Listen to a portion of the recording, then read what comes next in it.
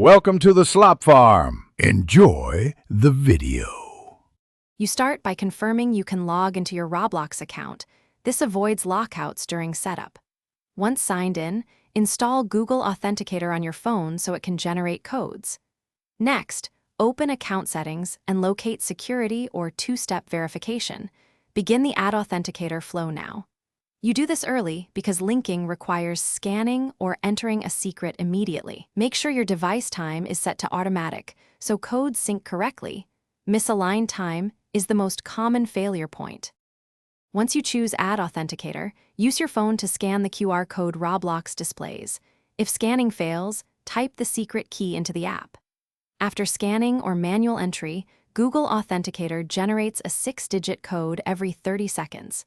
Enter the current code into Roblox to verify the link. You need to be quick, so watch the timer. Once verified, Roblox will show backup codes. Copy or screenshot them to a secure location, so you can regain access if you lose your device. You finish by logging out and back in to test that the Authenticator prompts appear. This confirms everything works as expected. Make sure you store backup codes offline and add a secondary phone if you rely heavily on Roblox access. If a code is rejected, first check your phone's time synchronization and set it to automatic. Incorrect time is the usual culprit. If that fails, reinstall the Authenticator. Relink using saved secret or use backup codes to regain access. Then reconfigure securely. Thanks for watching.